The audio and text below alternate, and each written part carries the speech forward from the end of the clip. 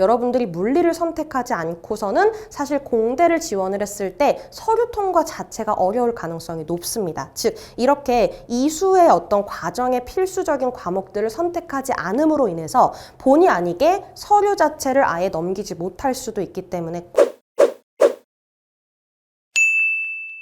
자, 이제 연간 학교생활 주요 이슈에 대해서 한번 살펴볼 거예요. 여러분들 전체를 보는 눈이 있어야 합니다. 내가 그때그때 주어지는 활동들에 다 매몰되어서 그때그때 메꾸고 해결하고 수습하기 바쁜 친구들은 전체적인 틀이 없기 때문에 중구난방식의 학교생활 탐구가 이루어질 가능성이 높기 때문이에요.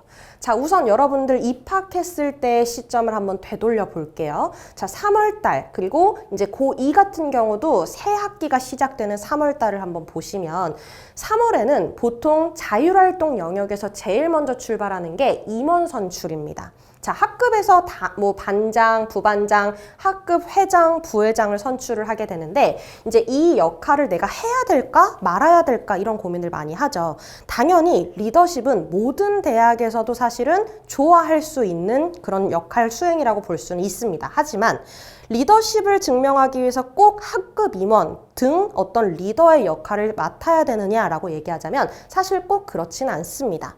이 리더라는 것은 반드시 직책을 통해 증명되는 것이 아니라 여러 가지 다양한 활동을 통해서도 증명될 수 있는데 예를 들면 동아리장 혹은 뭐 교과 팀 프로젝트에서의 팀장 그리고 뭐 조장 어떤 장을 맡지는 않았지만 뭐 팀 활동 안에서 내가 맡은 뚜렷한 역할이 있는 것만으로도 아, 이 아이가 자기의 역할에 책임을 지고 주도적으로 수행할 수 있는 아이구나 라고 보기 때문에 걱정하지 않으셔도 될 것 같고요. 교과별 학습 부장을 선출을 하게 되는데 이거는 이제 교과목별로 선생님들께서 교과 부장할 사람 자원을 해라 라고 얘기를 하시죠. 근데 사실 이것 또한 굉장히 이걸 내 역할로 확보를 하는 것도 너무 어렵기도 하고 꼭 필수적이지는 않습니다. 너무 부담을 갖지는 않으셔도 됩니다. 자, 그 다음 두 번째로 이제 제가 학생회 관련된 얘기를 잠깐 언급을 해놨는데 여러분들이 학생회를 고민하는 친구들 특히 좀 주의해 주셨으면 좋겠는 게 뭐냐면 사실 학급 임원이나 뭐 학급에서 맡아야 될 1인 1역할, 뭐 교과 부장 이런 역할은 여러분들이 개인적으로 수행을 해야 되는 역할이나 시간 할애가 그렇게 많지는 않아요. 근데 문제는 학생회 같은 경우는 학교에서 이루어지는 공식 행사들에 따라서 계속해서 책임져야 될 부분들이 많다 보니까 아무래도 여러 가지 행사에 불려다녀야 되는 경우들이 굉장히 많고 특히나 내신 대비 기관들조차도 내 내신 대비와 관계없이 학교 행사를 위해서 나의 시간을 할애해야 되는 경우가 많다 보니까 상당히 시간 소모가 많고 체력적, 정신적 스트레스도 많이 받게 됩니다. 근데 문제는 이 안에서 활동하는 그 내용들이 내 진로 혹은 내 학업에 도움되는 활동들보다는 그 외적인 요소들이 너무 많다 보니까 시간을 투자한 것 대비 내 학생부를 발전시키는 데 효율은 그렇게 높지 않은 경우들이 많아요. 근데 만약에 내가 학생회 활동을 했는데 본의 아니게 이것 때문이라고 할 수는 없지만 공교롭게도 내 성적이 저조하다 혹은 떨어졌다면 면접을 가더라도 이 부분을 면접관은 질문으로 공격할 수가 있습니다.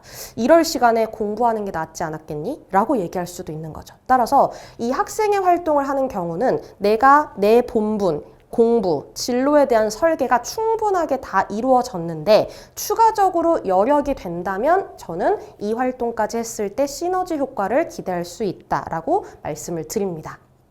자, 그 다음에 동아리 같은 경우는 보통 3월 첫째 주와 둘째 주에 홍보를 돌았을 거고 동아리를 지원하거나 면접을 봐서 실제 동아리 활동이 시작되는 것은 셋째 주 이후인 경우들이 많았을 겁니다. 여러분들 지금 이제 1학기를 한번 지내봤으니까 내가 동아리를 한번 들어갔을 때 이 동아리가 내가 원했던 동아리였을 수도 있고 원하지 않는 동아리인데 본의 아니게 들어갔을 수도 있어요. 본의 아니게 들어간 경우는 대부분 면접에서 떨어진 경우였겠죠. 자, 1학년, 2학년이라면 아직은 시간적인 여유가 있기 때문에 3학년 때 다시 새롭게 나의 진로에 맞는 동아리를 지원할 수 있도록 한번 준비해 주시면 좋을 것 같아요. 자, 그리고 이제 진로 활동으로는 진로 검사, 뭐 강연, 체험 같은 활동들이 있는데 이런 것들은 학교에서 이루어지는 활동 그대로 따라가시는 것이기 때문에 특별하게 뭔가 이렇게 준비하실 부분은 많지가 않을 거고요. 자, 그리고 여러분들 중간고사 한번 거쳐왔을 것이고 지금 기말고사를 대비하는 시점일 거라고 보이는데 이 사이에 여러분들이 지금 한동안 수행평가 때문에 엄청 정신이 없었을 겁니다. 자, 지금까지 수행평가 엄청나게 많은 것들을 잘 하시느라 고생 너무 많으셨는데 지금 한번 해보셔야 될 부분이 뭐냐면 이것저것 여러 가지를 했지만 그거를 기록으로 누적해서 관리하시는 분들은 생각보다 별로 없는 것 같아요. 그래서 3월달 시작했을 때부터 학교 과목마다 뭐 발표했던 거, 보고서 작성했던 거, 내가 학교에 제출했던 거, 뭐 어떤 주요했던 이슈들이 있으면 그런 주제나 내용들을 한번 전체적으로 작성해 두시는 것이 좋을 것 같아요. 전체를 한번 작성을 해 두시면 아, 내가 지금까지 생각보다 이런 주제 탐구에 너무 편중되어 있었구나, 혹은 이런 영역이 조금 소홀하네, 이런 부분이 잘 갖추어져 있는데 앞으로는 이걸 더 해야겠다라는 큰 방향성을 찾기가 훨씬 더 용이합니다.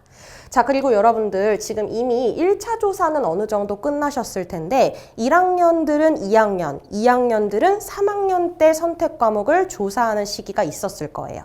그래서 선택 과목은 보통 1차 가조사를 먼저 하고 그 결과를 취합해서 2차 최종 결과 조사를 하게 되는데 이때 1차 조사 때는 여러분들이 어떤 걸 선택했느냐가 크게 의미는 없지만 이제 2차 조사는 그걸 가지고 확정을 해서 2학년 또는 3학년 때 선택 과목으로 넘어가는 것이기 때문에 정말 신중하게 결정을 해주셔야 됩니다. 이 과정에서 특히 주의하셔야 될 것은 내가 가고자 하는 전공 분야에서 필수 이수 과목이 무엇이냐, 내 전공 분야에 적합한 과목이 무엇이냐에 대해서 반드시 한번 체크하고 선택을 해주시면 좋을 것 같아요.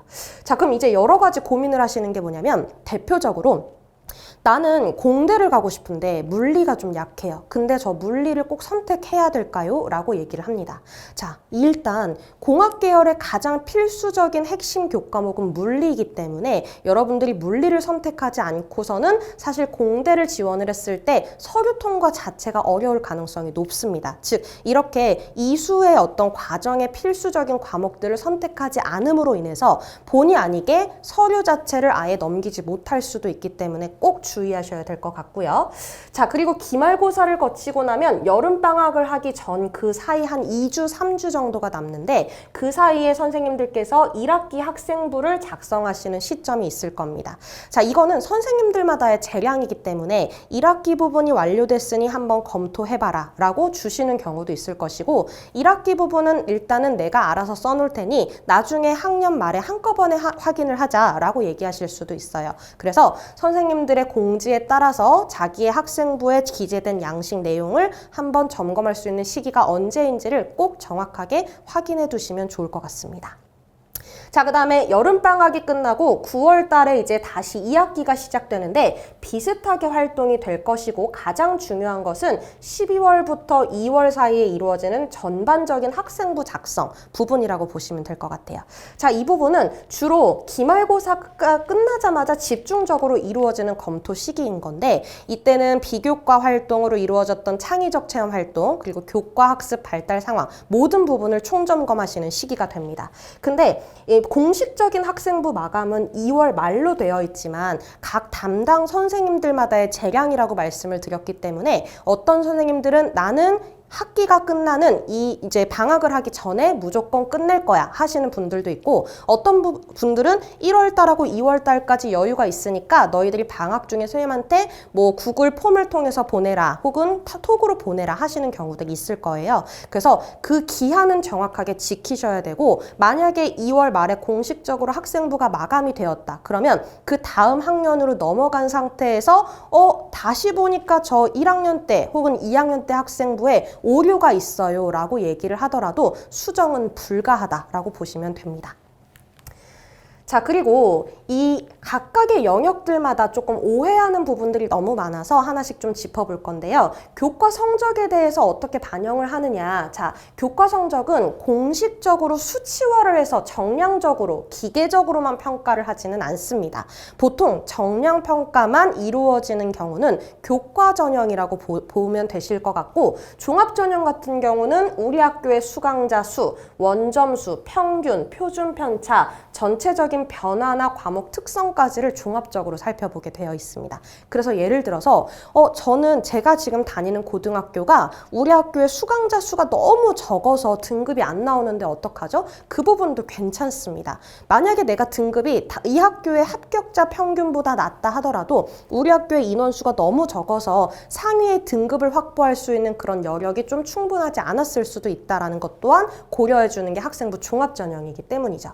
자, 그리고 창의적 체험활동 상황 같은 경우는 예를 들어서 많이 실수하는 게 이제 동아리 활동을 선택하는 것 자체가 중요하지 않느냐라는 질문을 많이 하는데, 일단 선택 자체가 중요한 건 맞습니다. 근데 여기서 예를 들었던 것처럼 농구반과 심화수학반을 선택할 수 있다면 당연히 여러분들은 아무래도 심화수학반을 선택을 하겠죠. 근데 문제는 농구반을 들어갔다고 해서 무조건 탈락하는 것은 아닙니다. 다만 예를 들어서 1학년 때나 2학년 때 중에 시행착오를 겪었다면 그 다음 학년에서는 동아리를 변화시켜 준다든지, 혹은 내가 들어간 동아리가 원래 원했던 동아리는 아니지만 그 안에서 탐구하는 내용을 진로와 연결해서 창의적인 결과물을 만들어냈다면 그것 또한 어느 정도 인정은 될 수 있습니다. 하지만 동아리 자체를 선택을 잘못했으니까 나 모르겠다 자포자기하고 그냥 어떻게든 그냥 뭐 노력을 하지 않고 대충 넘어가자라고 하는 친구들 같은 경우는 세특의 깊이가 없기 때문에 아무래도 변별력 면에서 밀릴 수 있겠죠. 자, 그 다음에 세부 능력 및 특기사항 부분 보시면은 이제 교과 수업 중에 이루어졌던 토론이나 발표, 실험, 그리고 그 안에서 여러분들의 노력이나 과제 수행 성과 등을 모두 종합적으로 기재하게 되는데, 이 부분에 대해서 작성하는 하나하나의 기록이 너무 중요합니다. 두루뭉술하게 토론을 했다, 그냥 발표를 했다가 아니라 내가 했던 토론이나 탐구의 주제가 뭐였고, 그 안에서 내가 수행했던 역할이 뭐였고, 그래서 성장한 결과물이 무엇인지 하나하나 세세하게 기록으로 남아야 하고, 단순히 즐거웠다, 흥미로웠다, 그리고 깨달았다와 같은 감상평 위주의 기록은 바람직하지 않으니까 이제 교과 세특도 작성된 내용들을 섬세하게 살펴보시면 좋을 것 같아요. 자, 그리고 행동 특성 및 종합 의견은 이제 아까 전에 말씀드렸었는데 학급 내에서 이루어졌던 총평을 하시는 부분이라고 보시면 될 것 같아요. 근데 이 총평을 할 때 과거와 조금 달라진 게 뭐였냐면, 옛날에는 선생님들 대부분은 공동체 의식, 그래서 배려, 나눔, 협력, 갈등 관리, 리더십 관리 등을 실천했던 사례들을 열거하시는 식으로 많이 채워주셨는데, 최근에는 공동체 의식만 채우기보다는 이 아이의 학업적인 태도, 그리고 전공 분야에 대한 목적 의식, 그걸 위해서 노력했던 과정들을 조금 더 정교하게 기재를 해주셨을 때 합격 가능성이 높아지는 경향이 있습니다. 자, 그래서 예를 들어서 이제 나는 진로 희망이 경영경제 계열인데 이런 고민을 가지고 있어요. 이제 선생님과 컨설팅을 했던 실제 친구들의 사례를 한번 얘기를 한번 해드릴 건데, 경영경제 계열을 꿈꾸는데 이 친구가 수학 성적이 약한 친구였어요. 정말 골치 아픈 케이스였죠. 왜? 경영경제 계열에서 가장 중요한 교과목은 수학이거든요. 그래서 수학적인 사고력을 보여줘야 되는데 수학이 유독 다른 과목보다 약하다면 일단 전공 적합성이나 발전 가능성을 증명하기에 한계가 있을 수 있습니다. 다만 1학년 때 조금 부족했어도 점점 학기마다 성장세를 보여주거나 혹은 비교과를 통해서 관련된 개념이나 지식을 보완하려는 노력을 했다면, 아, 얘가 성적은 조금 약한데 자포자기하는 게 아니라 어떻게든 꿈을 이루기 위해 노력하는 끈기와 의지가 있네 라고 얘기를 합니다. 그래서 교과를 연계하거나 진로 심화 탐구 등 여러 가지 방법을 통해서 자신의 한계를 극복하기 위한 노력을 다 해주시면 좋을 것 같아요. 자, 그리고 경영경제 계열 왜 가고 싶어? 라고 했는데 딱히 제가 이 분야를 생각한 건 아닌데 이과를 가긴 힘들 것 같고 문과에서 그나마 취업이 잘 되는 게 경영경제 계열이래요 라고 하는 친구들도 너무 많아요. 근데 뚜렷한 진로 목적 의식이 없으면 서류 경쟁력에서 밀리기 때문에 1차 서류 통과 자체가 힘들 가능성도 높고, 만약에 운이 좋아서 성적이 잘 나와서 서류가 통과되더라도 면접에서 결국은 걸러질 수 있습니다. 그래서 만약에 경영경제 계열이라는 그 키워드만 계속 3년간 반복을 했다면 면접관은 물어볼 거예요. 도대체 네가 경영경제 계열을 와서 도대체 뭘 할 거니? 라는 것을 구체적으로 물어봅니다. 따라서 뭐 예를 들면 내가 HR을 하겠다, 혹은 컨설팅을 하겠다, 아니면 저는 마케팅을 할 거예요, 기획을 할 거예요, 여러 가지 자기가 이 경영경제 계열 안에서 진출하고 싶어하는 특정 전문 분야 혹은 어떤 시장을 정확하게 보여주시는 게 좋을 것 같아요. 자, 그리고 세 번째는 현실적인 문제인데, 경영경제를 가고는 싶은데 저의 지금 성적이 조금 이 대학에서 경영경제 계열을 가기에는 높은 것 같아요. 그래서 학교의 눈높이를 낮추기는 힘들 것 같으니 학과를 낮추고 싶은데 그러면 합격 가능성이 있나요? 라고 물어봅니다. 자, 경영경제 계열의 입결이 높다고 해서 예를 들어서 이제 많은 친구들이 어문 계열로 돌리는 경우들도 있는데, 이렇다고 해도 학생부 종합전형에서는 통과가 힘듭니다. 왜? 어문 계열을 썼다. 예를 들어서 나는 영문과도 힘들 것 같고 국문과도 힘들 것 같아서 뭐 유럽 문화 관련된 전공이라든지 뭐 다른 언어를 좀 특수 언어 쪽으로 돌리면 좀 합격 가능성이 있지 않을까 생각하는데, 그 분야는 기본적으로 특목고, 특히 외고나 국제고 학생들이 많이 몰릴 수 있겠고, 내가 그 분야의 적합성이나 관심을 드러내는 근거가 없었다면 이미 그 전공 적합성을 증명할 수 없기 때문에 서류 통과가 힘들 수 있습니다. 자, 그리고 반대로 이제 신약 개발을 꿈꾸는 친구가 한 명 있었는데, 이 친구가 학생회를 들어갔을 때 도움이 될까요? 라는 질문을 한 적이 있습니다. 자, 리더십을 입증하는 건 당연히 좋지만 아까 전에 말씀을 드린 것처럼 생각보다 많은 시간을 투자해야 되기 때문에 리더십보다는 진로나 학업적 우수성을 입증하는 데 더 많은 투자를 해주시는 것이 좋을 것 같습니다. 자, 그리고 저는 신약 개발이니까 과학 동아리를 들어가서 과학 실험이나 탐구를 좀 더 심화하고 싶었는데 원하는 동아리를 못 들어가서 수학 동아리를 들어갔어요. 괜찮을까요? 라고 물어봅니다. 당연히 괜찮습니다. 물론 과학 동아리 들어가면 너무 좋겠지만, 화학이나 과학 실험 관련된 동아리를 들어가면 너무 좋겠지만 나쁘지 않았어요. 왜냐하면 이 친구 같은 경우는 기본적으로 수학 성적이 다른 과목보다 살짝 조금 불안정했었기 때문에 이 아이가 수학의 한계를 극복하기 위해서 이쪽으로 들어갔구나 라고 생각할 수가 있고요. 또한 수학 동아리 안에서도 진로와 융합해서 탐구 활동을 수행할 기회가 많기 때문에 이 또한 문제가 되지 않습니다.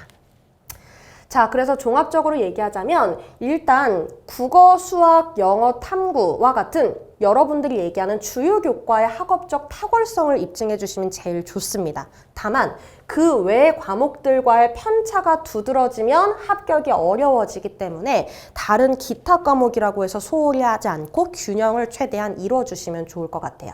자, 그리고 세특을 작성하는 포인트. 첫 번째는 기본적으로는 교과학습에 대한 충실성 보여줘야 합니다. 그래서 그냥 무조건 진로와 연관 지으면 되는 거 아니야?가 아니라 수업 내용을 얼마나 잘 이수했는지를 보여주셔야 됩니다.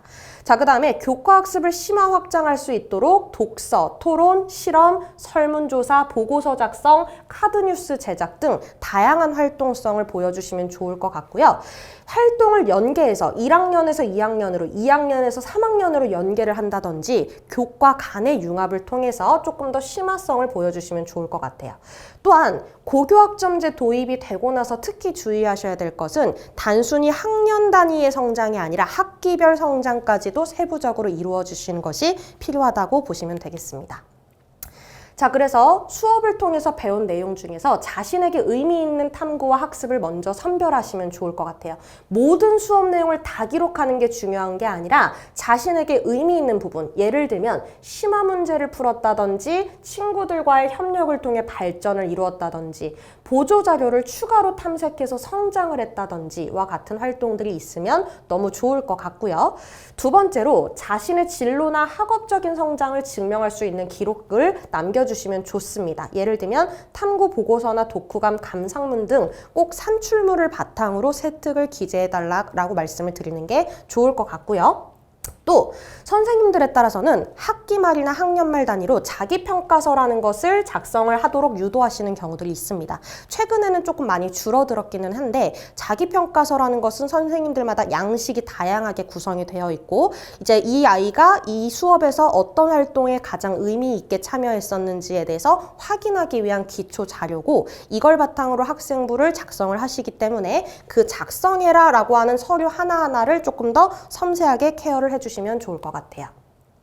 자, 그래서 보통 탐구를 할 때는 현실의 문제에서부터 출발을 해서 자신의 문제의식을 가지고 교과 개념과 연계를 하고 그래서 관련된 실험이나 계획서를 작성해서 실제 성과에 대한 성찰까지 이어나가는 형태로 탐구를 진행을 하게 되는데 이 부분은 서울대에서 발표한 실제 사례라고 보시면 될 것 같고 다음과 같은 양식으로 보고서를 작성해서 선생님께 제출을 했을 때 세특을 작성을 한다라고 보시면 됩니다.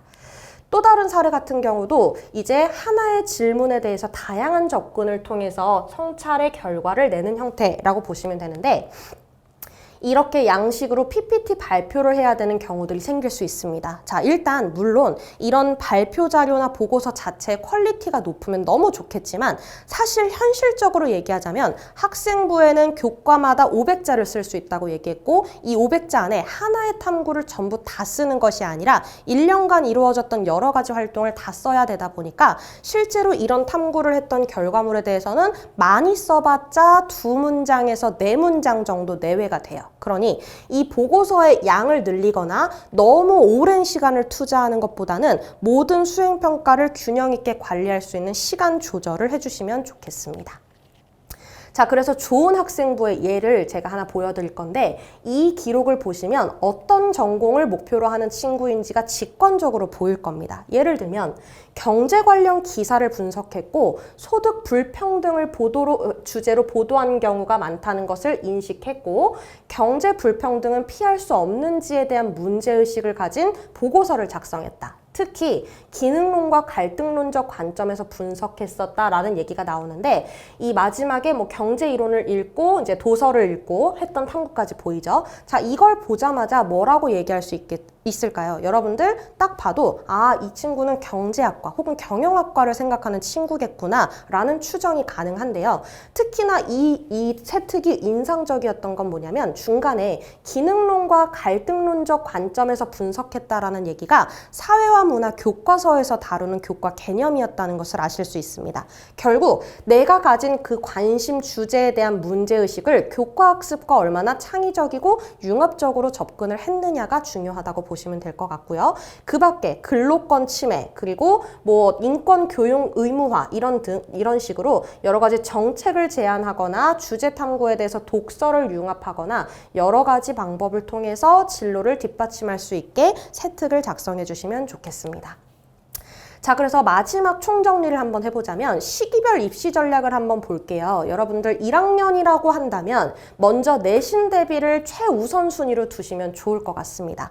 성적이 1학년 때부터 잘 준비가 되어 있으면 2학년 때, 3학년 때 올라갈 때 훨씬 수월합니다. 특히 아무래도 2학년 1학기에 제가 여기에 내신 성적의 흔들림 관리라는 부분이 나와 있는데 뭐가 문제냐면 1학년 때는 공통교과를 중심으로 성적이 나오죠. 근데 2학년 1학기 때부터 처음으로 아이들마다 선택 과목이 분산이 됩니다. 그래서 한 과목당 응시자 수가 전교생이 아니라 인원수가 급격히 줄기 때문에 성적이 떨어지거나 흔들리는 경우가 너무 많아요. 그러면 어차피 2학년 때는 위기가 올 건데 1학년 때부터 스타트를 잘 해놓으면 일시적인 흔들림도 커버가 될 텐데 1학년 성적이 미흡하다? 그러면 2학년 때 더 떨어지는 구조가 됐을 때 이거를 수습하기가 굉장히 힘들어질 수 있습니다.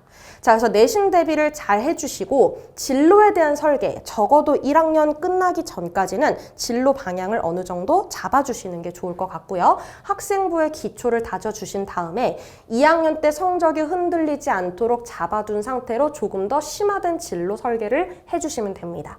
자, 그리고 모의고사 성적 같은 경우는 2학년 때부터는 조금 더 신경 써주셔야 되는데 1학기 때까지는 아, 내 성적이 지금 이 정도 위치구나, 이 정도의 점수구나는 확인을 하시고 그 다음에 2학기가 되면 본격적으로 안정적인 모의고사 성적의 관리가 필요합니다. 왜? 2학년 2학기 정도 됐다면 사실은 예비 고3에 가깝기 때문에 정시와 수시의 방향을 진단할 수 있도록 이제 설계가 필요하죠. 그래서 내신의 발전 가능성이 어느 정도 될지를 고려해서 내가 수시로 이 정도까지는 가겠구나 예측을 한번 해보시고, 일관되거나 심화된 진로 목적 의식을 가지고 수시 학종을 향해서 조금 더 달려가고, 그리고 모의고사 성적을 통해서 정시 가능성을 높여보거나 혹은 수시의 최저학력 기준 충족 가능성을 검토하는 게 2학년 2학기 시기에 마무리되시는 게 좋습니다. 그 다음 마지막 3학년 1학기는 실전 이기 때문에 학생부를 마무리하는 게 가장 중요합니다. 1학년 때, 2학년 때 학생부를 종합해서 스토리텔링의 마무리를 해주시는 시점이죠. 그리고 6월과 9월에 평가원 모의고사를 대비를 하셔야 되고, 수시 지원 전략을 수립해서 마지막 수시 입시가 끝났을 때 만약에 합격이 어려웠다면 정시 배치까지 마무리를 해주셔야 됩니다. 따라서 내가 2학년 2학기 때 검토했던 수시 최저학력 기준 충족 가능성을 검토한 것이 실제로 유효한지까지 보시고, 만약에 내가 수시에서 내신이 불안정하고 혹은 정시로도 조금 내가 원하는 학교를 가기는 힘들 것 같다 하시는 경우는 논술 전형 준비까지도 고민을 시작해 주시면 좋을 것 같은데, 논술 전형은 빠르면 보통 이제 겨울방학 때부터, 그리고 이제 대부분의 친구들이 시작하는 적정 시점은 3월 이후부터 많이 시작을 하게 되는데, 아무래도 조금 더 빨리 시작하는 게 도움은 되겠지만